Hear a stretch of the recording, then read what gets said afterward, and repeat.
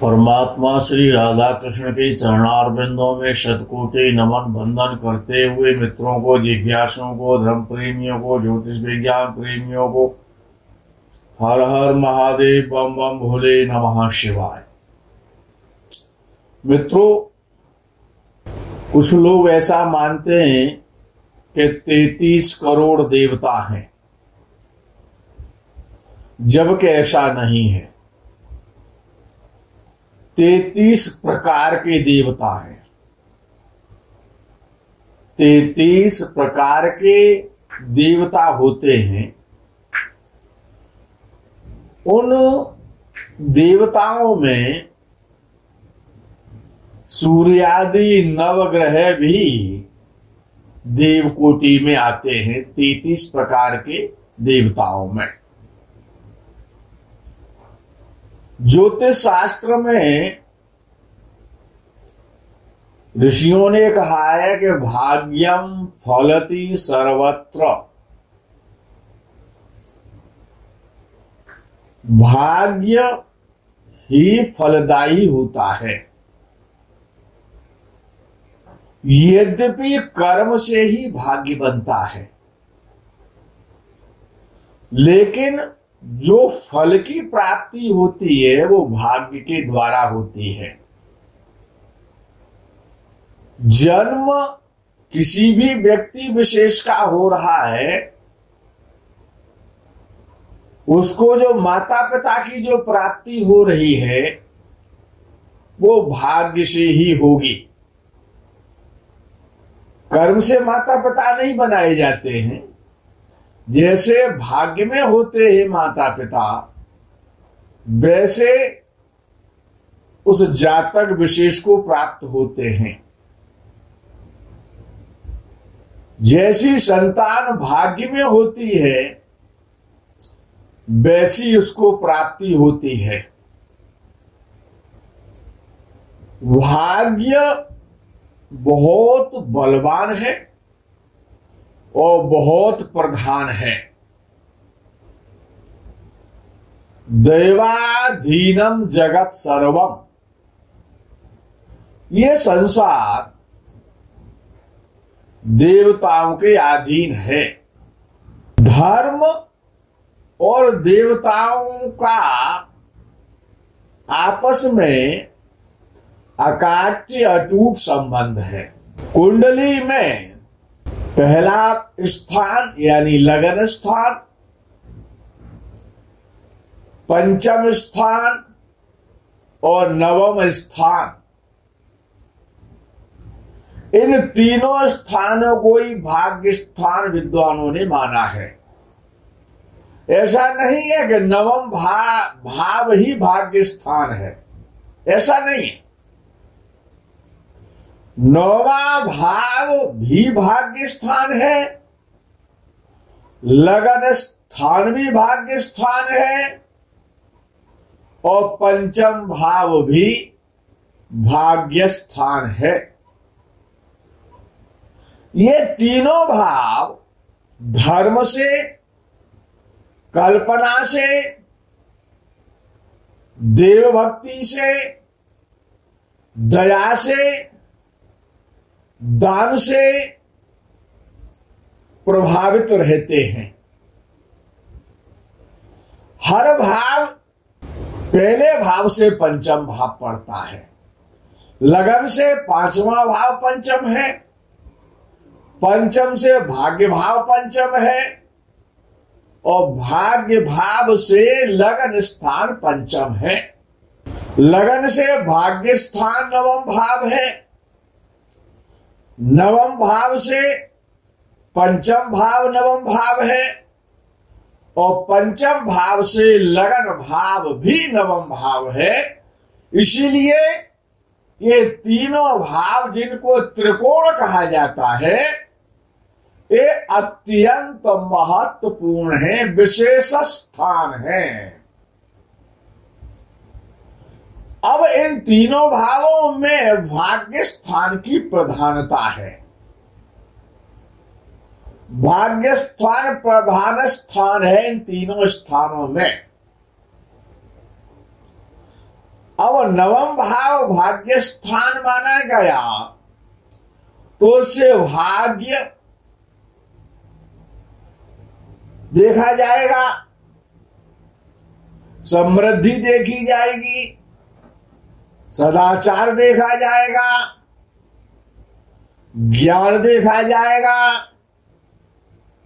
अध्ययन और अध्यापन और अध्यापक शिक्षा, गुरु इत्यादि का विचार किया जाएगा, पिता का विचार किया जाएगा,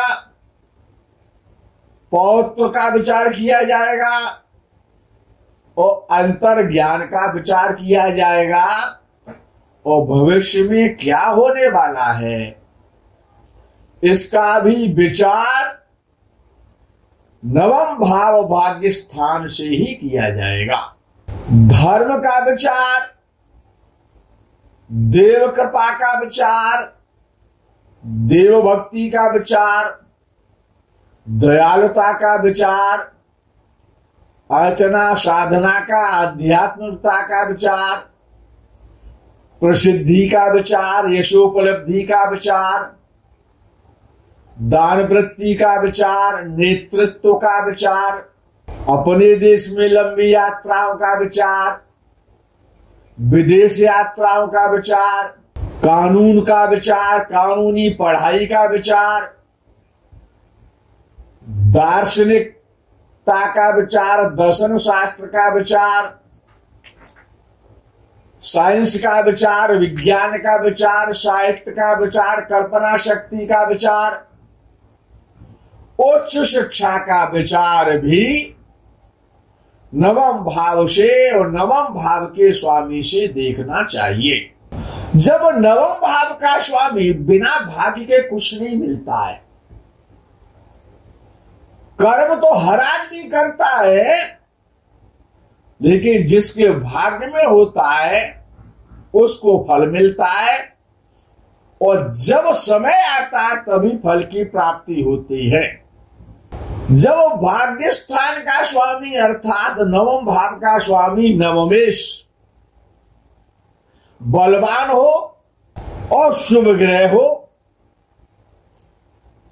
तो अपने में एक श्रेष्ठ राजयोग बनता है। कब? जब ये नवमेश, जिसको भाग्येश कहा जाता है, जब वो लगन में बैठता है।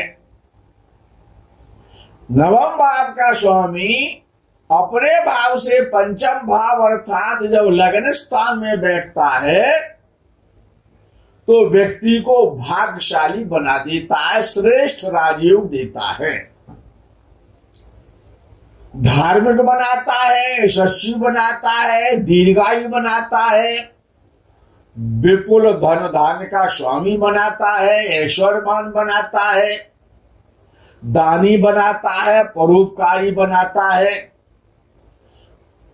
समस्त प्रकार के सांसारिक सुखों को प्रदान करता है, शिक्षित बनाता है, आकर्षक बनाता है।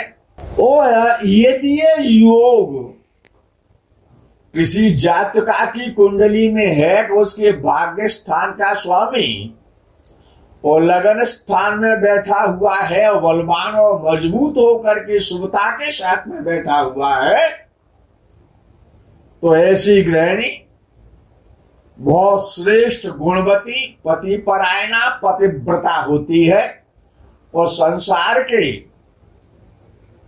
पति सुख से लेकर के, संतान सुख से लेकर के, शारीरिक सुख से लेकर के, धन के सुख से लेकर के समस्त प्रकार के सुखों का भोग करती है। यदि नवम भाव का स्वामी लग्नेश के साथ हो, नवमेश और लग्नेश की युति हो लेकिन लगन में हो, तो जातक समस्त प्रकार की संपत्ति, भूमि है, भवन है, वाहन है, बाग बगीचा है, संपत्ति है, इन सभी का सुख प्राप्त करता है, उनको अर्जित करता है, बहुत धनी बनता है और ऐश्वर्यशाली और अपने परिवार का नाम रोशन करता है, उच्चाधिकार प्राप्त करता है, बहुत बड़ा अधिकारी होता है और अपनी स्वयं की संपत्ति के साथ साथ पैतृक संपत्ति की भी प्राप्ति करता है। उदार चरित्र होता है, शरीर से और समाज से और परिवार से शक्तिशाली होता है और संभ्रांत पुरुष होता है। और यदि यही नवम भाव का स्वामी भाग्येश नवमेश यदि धन स्थान में अर्थात द्वितीय भाव में लग्न से बैठा हो तो जातक को विद्वान बनाता है भाग्येश। आज जो चर्चा है वो भाग्येश पर है, नवम भाव के स्वामी पर है, नवम भाव पर नहीं है। नवम भाव का स्वामी कहां है, हमको क्या जीवन में मिलने वाला है। तो ऐसा जातक जब नवम भाव का स्वामी धन स्थान में यानी अर्थात लगन से द्वितीय भाव में होता है तो जातक विद्वान होता है, विद्वता प्रिय होता है, अनेकानेक प्रकार का ज्ञानार्जन करता है, अनेक शास्त्रों को पढ़ता है, अनेक विषयों का ज्ञाता होता है, सबका प्रिय होता है, धनी होता है। हर प्रकार के सुखों से संसार में जितने प्रकार के सुख हैं जिनको मानव मात्र भोगना चाहता है उन सभी सुखों को सुखी रहते हुए और उनका भोग करता है। भार्या और संतान से प्रसन्न होता है। द्वितीयेश के साथ जब भाग्येश होता है तो पारिवारिक जो व्यवसाय होता है, जो पैतृक व्यवसाय होता है, जो व्यापार होता है, जो माता पिता बाबा दादा परदादा जो करते आते हैं उस व्यवसाय में वो जुड़ता है और अत्याधिक धन संपत्ति सुख सुविधाओं से युक्त होता है। समस्त प्रकार के सुखों को भोग करके संसार में अपने परिवार का, अपने कुल का, अपने वंश का नाम रोशन करता है। आप सोच रहे होंगे कि हम अच्छा ही अच्छा क्यों बता रहे हैं, बुरा क्यों नहीं बता रहे। बुरा तब होता है कि जब भाग्येश बिगड़ जाता है, भाग्येश पापग्रह हो जाता है या पाप पीड़ित हो जाता है, अस्त हो जाता है, मृतावस्था में चला जाता है, तो भाग्य साथनी देवताओं की कृपा की प्राप्ति नहीं होती, किए हुए कर्म का फल नहीं मिलता। व्यक्ति दिन रात कर्म करता है लेकिन फल की प्राप्ति नहीं होती। जब ये भाग्य स्थान का स्वामी भाग्येश अपने भाव से सप्तम भाव में बैठता है अर्थात तीसरे भाव में, लग्न से तीसरे भाव में, जब लग्न से तीसरे भाव में भाग्येश बैठता है सबसे पहले अपने भाव को ही देखता है। भाग्य स्थान का स्वामी भाग्य को देखता है तो भाइयों को बलवान बनाता है, भाइयों से प्रसन्नता होती है, जातक दीर्घायु होता है, धनी होता है, शस्त्री होता है, पिता का आज्ञाकारी होता है, धर्मपरायण होता है और आकर्षक व्यक्तित्व का धनी होता है। तीसरे भाव के स्वामी के साथ तृतीयेश के साथ जब भाग्येश तीसरे भाव में जब बैठता है तो जातक के जो भाई बहन जो होते हैं वो दीर्घायु होते हैं, शस्त्री होते हैं और धर्मान होते हैं। जातक धार्मिक भी होता है और आध्यात्मिकता के रास्ते पर चलता है, दयालु प्रवृत्ति का होता है और लिखने का शौकीन होता है, लेखन की प्रवृत्ति वाला होता है, गीत संगीत में रुचि रखने वाला होता है, विदेश यात्राएं करता है, लंबी लंबी यात्राएं करता है और तीर्थ यात्राएं भी करता है। यदि भाग्येश तीसरे भाव में शनि के साथ हो तो विदेश में भूमि खरीदता है। ऐसे जातक की जो प्रॉपर्टी होती है वो विदेशों में भी होती है, अन्य प्रदेशों में भी होती है। विदेश में जाकर के ऐसा व्यक्ति सर्विस करता है और बहुत सारा धन कमाता है। कुछ विद्वानों का ऐसा मानना है, ज्योतिष के विद्वानों का, कि नवांश कुंडली में जब नवमेश यानी नवम भाव का स्वामी, नवांश कुंडली में नवम भाव का स्वामी 6वें, 8वें या 12वें भाव में, नवांश कुंडली में याद रखना, नवांश कुंडली में जब 9वें से 8 या 12 भाव में होता है तो परिणामों में प्रायः कमी आ जाती है।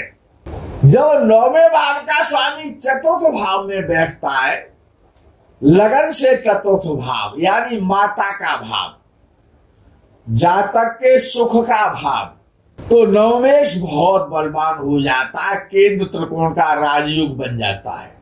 नवमेश यानी भाग्य 4th भाव में, सुख भाव में हो और शुभ ग्रहों के साथ हो तो केंद्र और त्रिकोण का ये संबंध बहुत श्रेष्ठ उच्च कोटि का राजयोग बनाता है। उस राजयोग के परिणाम स्वरूप जातक का जीवन प्रसन्नता के साथ में, खुशियों के साथ में, बहुत सारी प्रॉपर्टी, धन और संपत्ति, भांति भांति के वाहनों का सुख, बड़े बड़े भवनों का सुख, समस्त प्रकार के सुखों को भोगता है।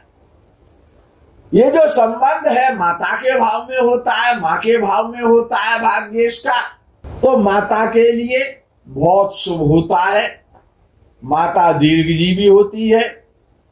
माता का प्यार जातक को प्राप्त होता है, माता का आशीर्वाद प्राप्त होता है। जातक की माता समृद्धशालिनी होती है, दीर्घायु होती है, पतिव्रता होती है, पतिपरायणा होती है।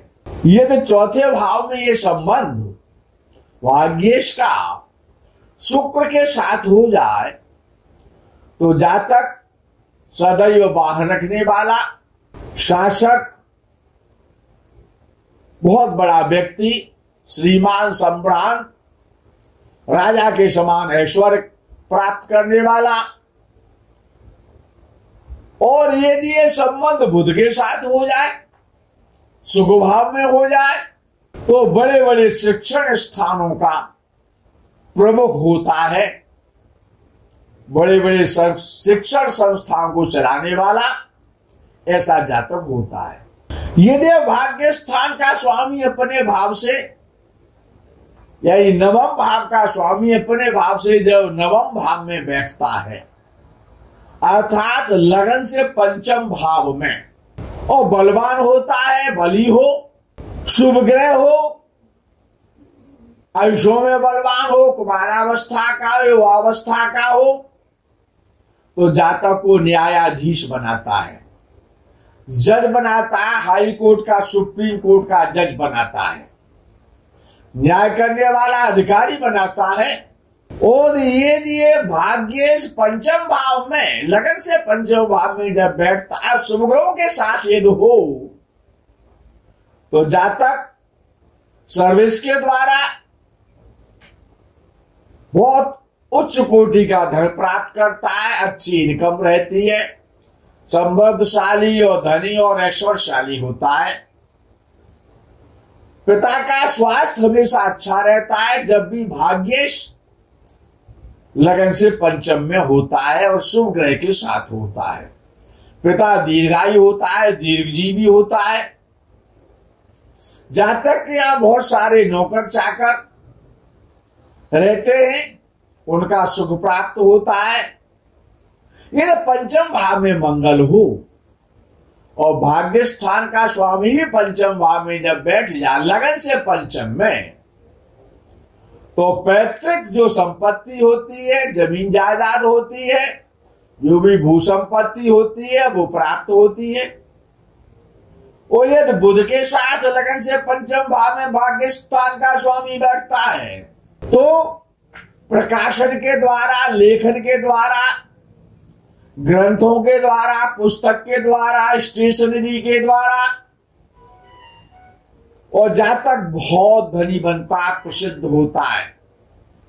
और यदि संबंध बृहस्पति के साथ हो जाए, पंचम भाव में बृहस्पति बैठा हो, भाग्येश भी वहां बैठा हो और भाग्यवशात पंचम भाव का स्वामी भी बृहस्पति हो और पंचम भाव में बैठा हो, साथ साथ में भाग्येश बैठ जा बृहस्पति के साथ जा करके, तो ऐसा जातक बहुत बड़ा विद्वान, परमात्मा का भक्त, समस्त संसार के सुखों को भोगने वाला, दीर्घायु, परोपकारी, दानशील, दयालु, संसार के समस्त सुखों को भोगता है। मित्रों याद रखना कि भाग्येश पर अशुभ ग्रहों की दृष्टि, तो भाग्येश ही पिता है, पिता कह ले या भाग्य स्थान का स्वामी कह दें। भाग्येश को पिता भी कह सकते हैं और भाग्येश भी कह सकते हैं, कोई अंतर नहीं है। और जब भाग्येश पर अशुभ ग्रहों की दृष्टि होती है तो पिता को बड़ा कष्ट मिलता है, पिता के लिए वो अच्छी नहीं होती है। पीड़ित जब नवमेश यानी भाग्येश जब पापक ग्रहों से हो जाता है, दृष्टि के द्वारा या युति के द्वारा हो जाता है, तो जातक कानूनी विवाद में फंस जाता है, ऋण से दुखी रहता है, ऋणी हो जाता है। क्योंकि जब पिता स्थान का स्वामी अर्थात भाग्येश जब पापक ग्रहों से पीड़ित होगा तो पितृ ऋण से पीड़ित हो जाता है, जिसको 3 प्रकार के ऋण है, देव ऋण है, ऋषि ऋण है और पितृ ऋण है। तो देव ऋण से भी पीड़ित होता है और पितृ ऋण से भी जातक पीड़ित हो जाता है। ऐसे जातक सदैव जीवन में परेशान रहते हैं।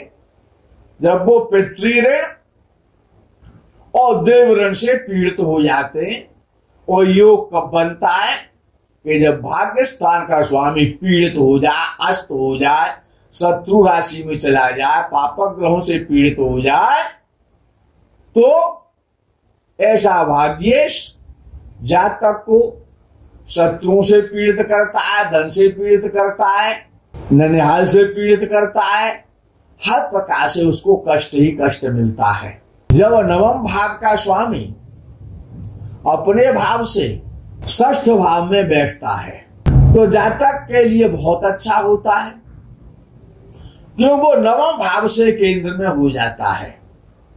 लगन से षष्ठ भाव में जब भाग्येश बैठता है तो समस्त प्रकार के सुखों को देता है, शत्रुओं का नाश करता है, हर प्रकार की सुख समृद्धि प्राप्त होती है और जातक बहुत बड़ा यशस्वी और धनी होता है, अजात शत्रु होता है। और जब ये भाग्य सप्तम भाव में बैठता है, जिसको पत्नी का स्थान, व्यापार का स्थान कहा जाता है, तो विवाह के उपरांत भाग्योदय होता है। मित्रों याद रखना, लोग पूछते हैं कि हमारा भाग्योदय कब होगा। जब भाग्य स्थान का स्वामी सप्तम भाव में बैठे यानी पत्नी के भाव में बैठे, तब शादी के बाद भाग्योदय होता है, या जब भाग्येश की दशा आती है तब भाग्योदय होता है, या सप्तम भाव का स्वामी भाग्य स्थान में बैठे तो जब सप्तमेश की दशा आएगी तब भाग्योदय होगा, और शादी के बाद विवाहोपरांत भाग्योदय होता है। जब भाग्य स्थान का स्वामी सप्तम भाव में बैठता है तो ऐसा जातक धार्मिक होता है, लेकिन कब, जब विवाह हो जाता है तब प्रसिद्धि को प्राप्त करता है, बहुत सारी संपत्ति का अर्जन करता है, धनवान होता है, सुख सुविधाओं से युक्त हो जाता है, संपन्न परिवार होता है, संपन्न परिवार में जन्म भी होता है जब भाग्य सप्तम भाव में बैठा हो तब। राजा से, राज्य कर्मचारियों से, राजनेताओं से, विदेश के लोगों से, विदेशों से संबंध जुड़ते हैं तो संपत्ति की भी प्राप्ति होती है।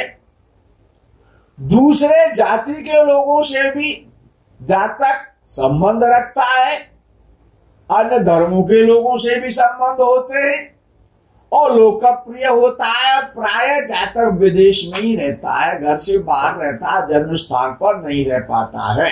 यदि भाग्येश की युति सप्तम भाव में मंगल के साथ हो जाए तो विदेश में भू संपत्ति जातक खरीदता है, एकत्रित करता है, संपत्ति का लाभ मिलता है, प्रॉपर्टी का लाभ मिलता है। और यदि ये संबंध सप्तम भाव में भाग्येश का संबंध शुक्र के साथ हो जाए, युति हो जाए, तो स्त्रियों के द्वारा जातक का भाग्योदय होता है और स्त्रियों से बहुत सारी धन संपत्ति की प्राप्त होती है।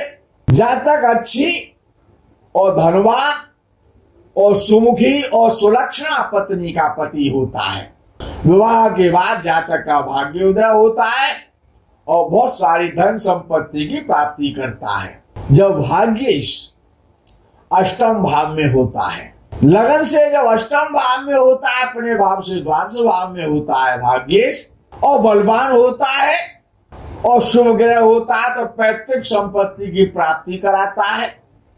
आकस्मिक लाभ होता है, सडन गेन होते हैं, बहुत सारी संपत्ति आकस्मिक रूप से जातक को प्राप्त हो जाती है। और जातक साइंटिस्ट होता है या शोध करने वाला होता है, विचारक होता है, कल्पना शक्ति काफी बहुत बड़ी चढ़ी होती है जातक की। जीवन के आंतरिक अर्थ को प्राप्त करता है। जब भाग्येश भाग्य स्थान में ही होता है तो अच्छा भाग्योदय होता है।